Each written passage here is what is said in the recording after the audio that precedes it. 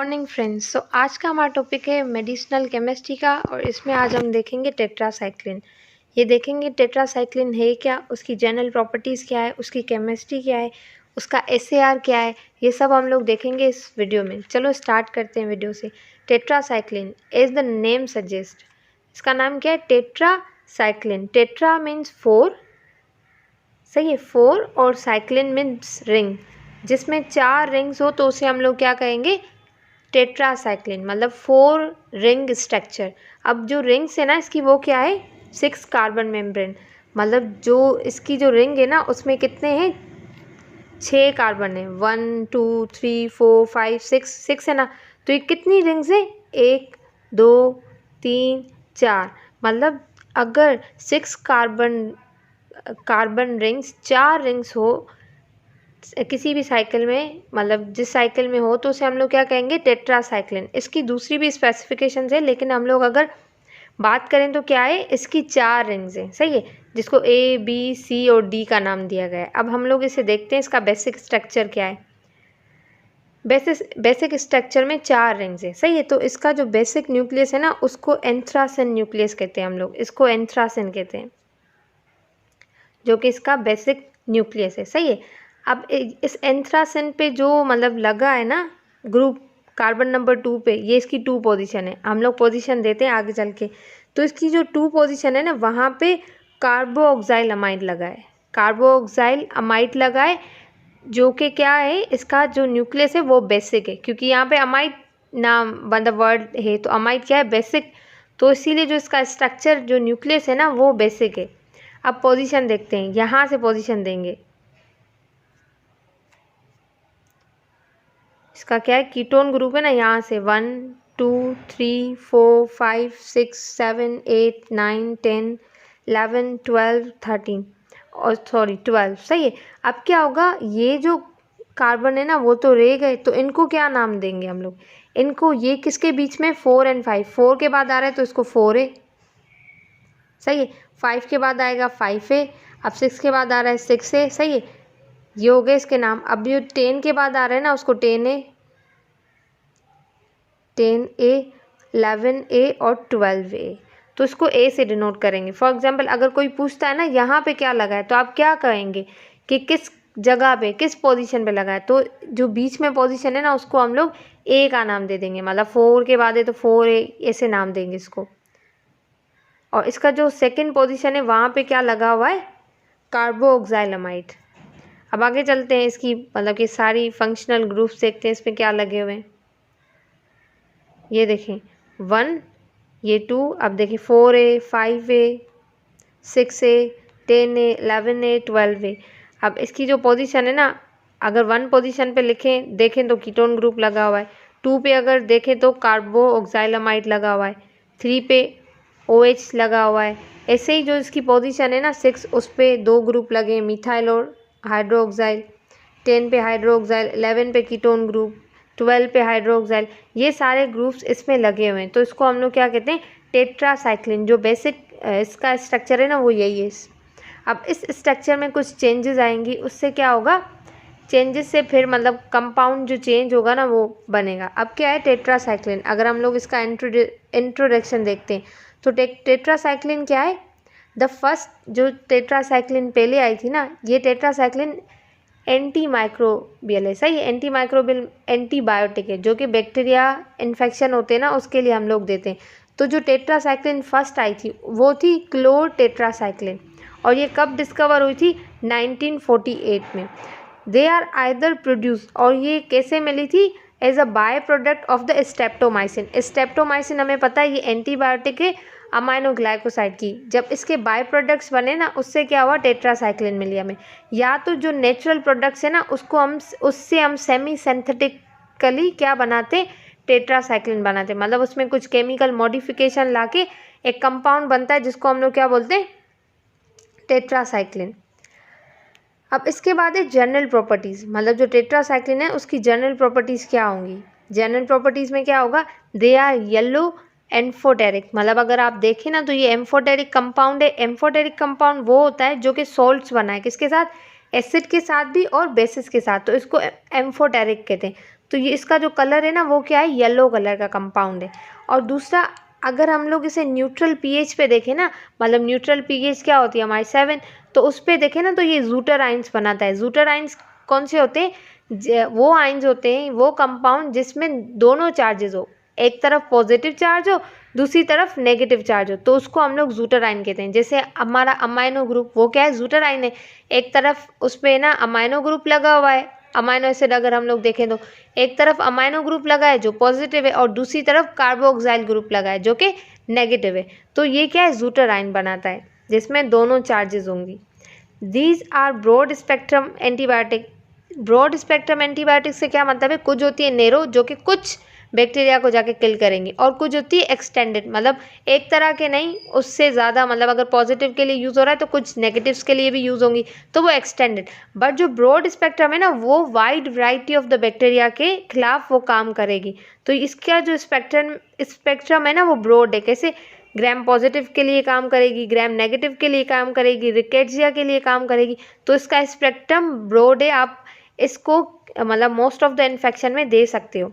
उसके बाद क्या है, रेजिस्टेंस, जो एंटीबायोटिक जल्दी रेजिस्टेंस कॉज करती हैं, लेकिन इसका जो रेजिस्टेंस है ना वो relative to the other antibiotic बहुत ही स्लो होता है। और अगर एक दफ़ा रेजिस्टेंस हो गया, मतलब एक टेट्रासाइक्लिन ड्रग से, तो इसका क्रॉस रेजिस्टेंसन होगा। मतलब जो रेजिस्टेंस है ना वो क्रॉस रेजिस्टेंस होगा।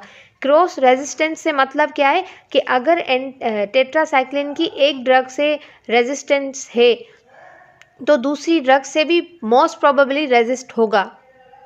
तो जो इसका रेजिस्टेंस है ना वो क्रॉस रेजिस्टेंस होगा। और दूसरा क्या है, इसका रेजिस्टेंस रिलेटिवली स्लो होगा। इसमें एक प्रॉपर्टी है एपिमराइजेशन। एपिमराइजेशन जैसे आइसोमर्स बनते हैं ना वैसे। अब एपिमराइजेशन क्या है, जो एपिमराइजेशन में क्या होगा कि फॉर एग्जांपल अगर हम लोग ग्लूकोज की बात करते हैं, एक है ग्लूकोज, दूसरा है लैक्टोज, सही है, ग्लूकोज और लैक्टोज, ग्लूकोज लैक्टोज। अब हम कहते हैं जो लैक्टोज है ना वो ग्लूकोज का एपीमर है। कैसे, फॉर एग्जांपल अब ये ग्लूकोज का स्ट्रक्चर है। अब ग्लूकोज के स्ट्रक्चर में जो कार्बन 1, ये 2, 3 और ये जो 4 कार्बन है ना, उसमें जो OH ग्रुप है ना ग्लूकोज में वो क्या है, राइट साइड पे। लेकिन अगर हम लोग लैक्टोज को देखते हैं तो लैक्टोज का क्या है, मतलब कि लेफ्ट साइड है। तो ये क्या हो गया, एपीमर। अब ग्लूकोज और मतलब लैक्टोज ग्लूकोज का एपीमर तो है, लेकिन किस कार्बन नंबर पे, कार्बन नंबर 4 पे, तो इसको हम लोग एपीमर कहते हैं। तो ऐसे ही टेट्रासाइक्लिन है ना उसकी भी एपीमराइजेशन होती है, सही है, प्रोसेस जिसमें एपीमर्स बनते हैं। और जैसे ही एपीमर्स बनेंगे ना तो जो टेट्रासाइक्लिन है ना वो इनएक्टिव बन जाएगी। और इसके एक्टिव जो एपीमर्स है ना वो कौन सी पीएच में बनेंगे, 2 से 7 तक की पीएच में एपीमर्स बनेंगे, और वो जो एपीमर्स होंगे वो इनएक्टिव होंगे। ऑल टेट्रासाइक्लिन, जितने भी टेट्रासाइक्लिन है ना उनके पास 5 कायरल या एसिमेट्रिकल कार्बन होंगे।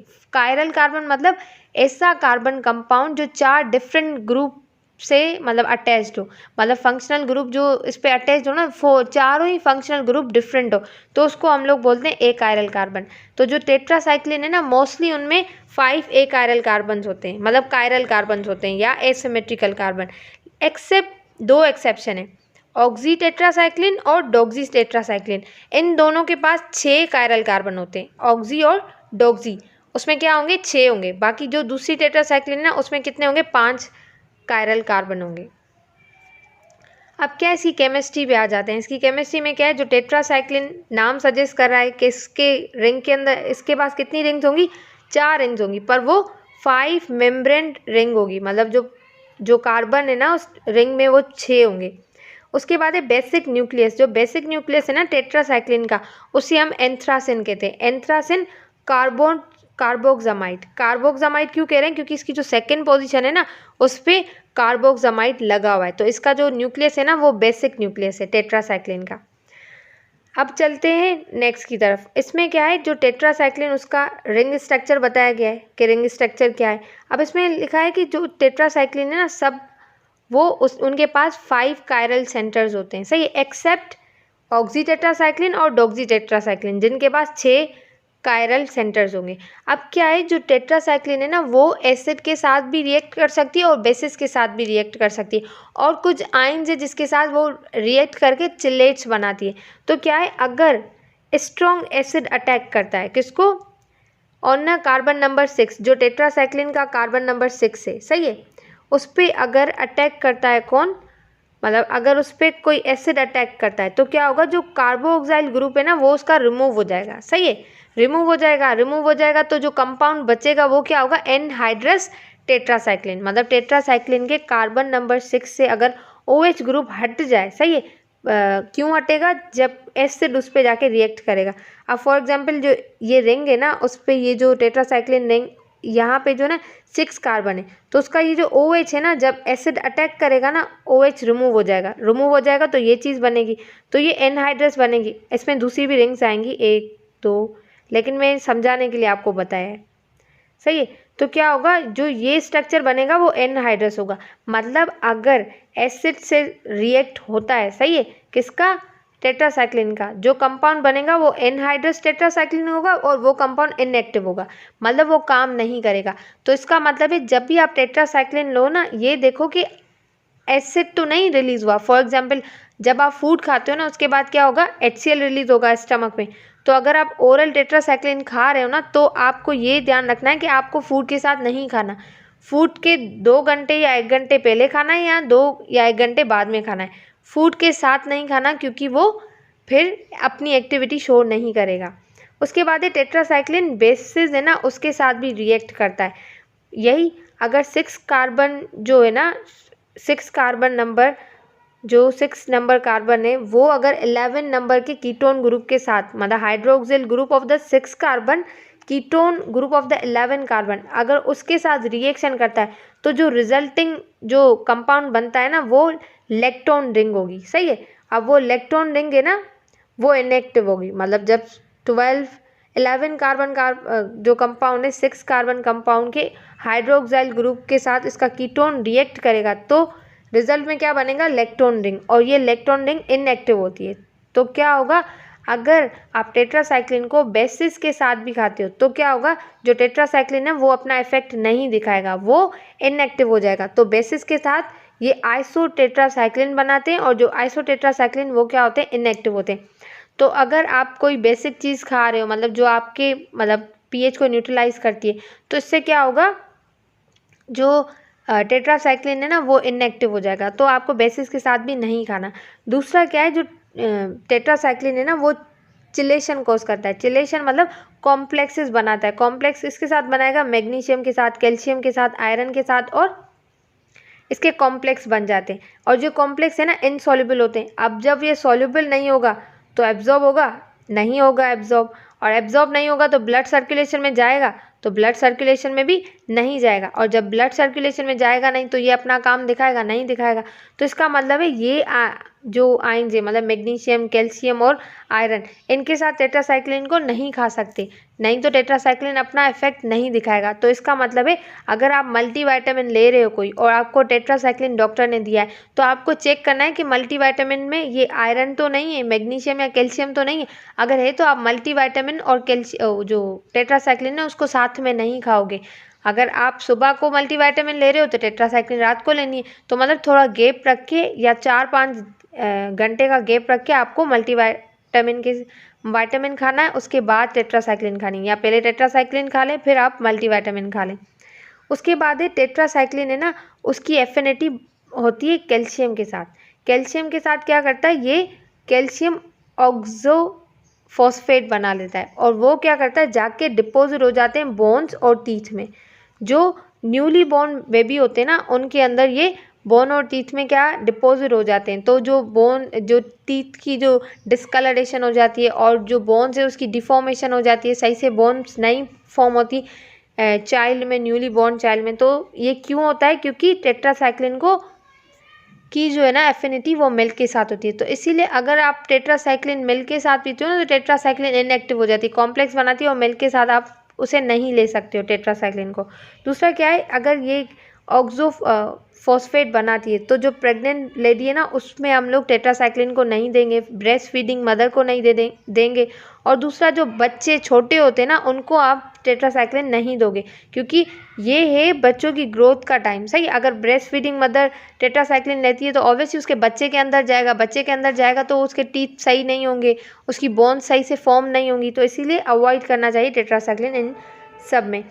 अब क्या है SAR, अगर आप टेट्रासाइक्लिन का SAR देखें तो क्या है, टेट्रासाइक्लिन जो अगर हम लोग स्ट्रक्चर देखें तो उसके जो कार्बन नंबर 2 है ना उस पे था अमाइनो ग्रुप। सही है, अमाइडो ग्रुप था। अगर मतलब ये जो कार्बन 2 है ना उसका जो अमाइडो ग्रुप है ना वो असेंशियल होता है फॉर द एक्टिविटी, मतलब इस ग्रुप को आपको नहीं रिमूव करना, ये एक्टिविटी पे असेंशियल होता है। दूसरा है कार्बन नंबर 6, जो इसका कार्बन नंबर 6 है ना अगर उस पर हम लोग सल्फर ग्रुप ऐड कर देते हैं तो उससे जो मतलब टेट्रासाइक्लिन बनेगा ना उसे थाया टेट्रासाइक्लिन कहते हैं। और ये बहुत ही ज़्यादा एक्टिव होता है अगेंस्ट द रेजिस्टेंट बैक्टीरिया। अगर कोई बैक्टीरिया रेजिस्टेंट है टू द अमाइनोसाइक्लिन तो उसके लिए हम लोग थाया टेट्रासाइक्लिन ले सकते हैं। मतलब उस जो रेजिस्टेंट बैक्टीरिया है ना, मतलब फॉर एग्जाम्पल किसी एक एंटीबायोटिक से इसका रेजिस्टेंट है तो फिर आप थाया टेट्रासाइक्लिन देंगे तो उसको उस पर वो काम कर लेगा। तो ये था कार्बन नंबर 6 पे। अगर कार्बन नंबर 7 है, मतलब टेट्रासाइक्लिन का कार्बन नंबर 7 है, फॉर एग्जांपल यहाँ हम लोग देखते हैं। अब जो टेट्रासाइक्लिन है ना उसका कार्बन नंबर 1 क्या है, यहाँ कार्बन नंबर 1 और 2 पे जो ये ग्रुप लगा है ना अमाइडो, ये बहुत ही इंपॉर्टेंट है फॉर द एक्टिविटी, तो इसको रिमूव नहीं करना। और जो इसकी पोजीशन है ना देखें 6 पोजीशन पे मिथाइल और OH ग्रुप लगा है। अगर यहाँ पे सल्फर आ जाएगा तो थाया टेट्रासाइक्लिन बनेगा, और जो वो है यूजफुल, मतलब इसकी एक्टिविटी अगेंस्ट रेजिस्टेंट बैक्टीरिया भी है। मतलब अगर कोई बैक्टीरिया किसी एक एंटीबायोटिक से रेजिस्टेंट है तो ये हम लोग खा सकते हैं। और अगर इसका 7 हम ग्रुप देखें, अगर 7 कार्बन पे जो 6 के बाद है 6A के बाद क्या है 7, अगर इसके 7 कार्बन पे कोई भी इलेक्ट्रॉन डोनेटिंग, मतलब जो कि इलेक्ट्रॉन डोनेट करे वो, या इलेक्ट्रॉन विड्रॉलिंग मतलब जो एक्सेप्ट करे इलेक्ट्रॉन, अगर वो ग्रुप लग जाता है तो उससे क्या होगा, इसकी एक्टिविटी बढ़ती है। फॉर एग्जाम्पल अगर कार्बन नंबर 7 है, सही है, उस पे इलेक्ट्रॉन डोनेटिंग या इलेक्ट्रॉन विड्रॉलिंग ग्रुप लग जाए, अटैच हो जाए, तो एक्टिविटी इंक्रीज होगी। कैसे, जैसे क्लोर टेट्रासाइक्लिन है, उसके जो कार्बन नंबर 7 है ना उस पर क्या लगा होगा, क्लोराइड लगा है। क्लोराइड विड्रॉलिंग मतलब इलेक्ट्रॉन विड्रॉलिंग ग्रुप है ना, तो अगर वो लगा है तो क्या होगा, एक्टिविटी इंक्रीज होगी।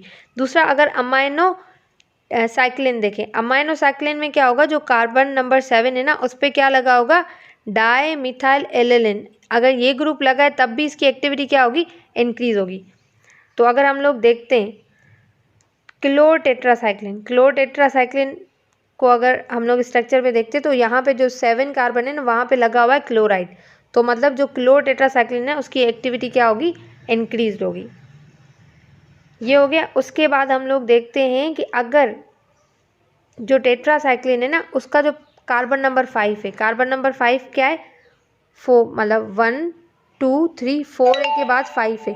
अगर इस 5 जो कार्बन है ना उस पर क्या लग जाता है, OH अटैच हो जाता है, मतलब पूरा स्ट्रक्चर सेम होगा लेकिन 5 जो कार्बन है ना वहाँ पे OH अटैच हो जाएगा, तो उसको हम लोग ऑक्सी टेट्रासाइक्लिन कहेंगे। सही है, ऑक्सी टेट्रासाइक्लिन। अब क्या होगा, उसी टेट्रासाइक्लिन मतलब जिसमें जो ऑक्सी टेट्रासाइक्लिन है ना वही, सही है, उसके 5 कार्बन पे OH होगा, लेकिन अगर आप OH रिमूव कर देते हैं फ्रॉम द 6 कार्बन तो उसे हम लोग डॉक्सीसाइक्लिन कहते हैं। अब डॉक्सी देखें, ऑक्सीसाइक्लिन में क्या होगा, जो 5 कार्बन है, मतलब कार्बन नंबर 5 कौन सा है, ये वाला 5 कार्बन, तो वहाँ पे OH लगा है। अगर आप ऊपर देखें तो 5 पे OH नहीं लगा, लेकिन अगर नीचे देखें तो OH लगा है, तो इसको हम लोग ऑक्सी टेट्रासाइक्लिन कहेंगे। बट अगर ये 5 का OH लगा है लेकिन 6 से रिमूव हो जाए तो ये जो ऑक्सीसाइक्लिन है ना वो डॉक्सीसाइक्लिन हो जाएगा, मतलब डॉक्सीसाइक्लिन हो जाएगा। सही है, अगर 6 से OH हटा के और 5 पे लगा रहने दें तो क्या होगा, डॉक्सीसाइक्लिन। उसके बाद है जो कार्बन नंबर 2 है, सही है, जो कार्बन नंबर 2 ये जहाँ पे अमाइडो ग्रुप लगा हुआ है, सही है, अगर वहाँ पे अमाइनो अल्काइलेशन सब्सटीट्यूशन हो जाए, सही है, तो क्या होगा, सॉल्युबिलिटी इंक्रीज होगी, सॉल्युबिलिटी इंक्रीज होगी, एब्जॉर्प्शन इंक्रीज होगी, एब्जॉर्प्शन इंक्रीज होगी तो बायो अवेलेबिलिटी इंक्रीज होगी। तो ये आप देखें कि अमाइनो अल्काइलेशन अगर हम लोग करते हैं कार्बन नंबर 2 पे तो क्या होगी, उसकी सॉल्युबिलिटी इंक्रीज होती है। दूसरा है कार्बन नंबर 5, 6, 7 और 9, सही है, इन पे कोई भी मल्टीपल सब्सटीट्यूशन हो सकती है और इससे क्या होगा, या तो रिटेन होगी, मतलब जो उसकी एक्टिविटी है, या तो क्या करेगी, एक्टिविटी इम्प्रूव होगी। अगर 5 पे, जैसे 5 पे हम OH लगा रहे थे ना, तो उसको हम लोग ऑक्सी टेट्रासाइक्लिन कह रहे थे, और 6 पे जैसे OH लगा हुआ है, या हम लोग फिर 6 पे भी लगा रहे थे, मतलब OH और मिथाइल ग्रुप लगा है, अगर यहाँ पे भी सब्स्टिट्यूशन होगी तो क्या होगी, एक्टिविटी या तो बढ़ेगी या तो सेम रहेगी। 7 पे जैसे हम लोग क्लोराइड लगा रहे थे, हम लोग कह रहे थे एक्टिविटी बढ़ रही है, तो इससे क्या होगा, 7 और 9 ये सारी ऐसी पोजीशन है, अगर यहाँ पे मल्टीपल सब्स्टिट्यूशन होगी तो या तो एक्टिविटी इंप्रूव होगी या तो रिटेन रहेगी। तो ये था आज का टेट्रासाइक्लिन का, आई होप आपको समझ आया।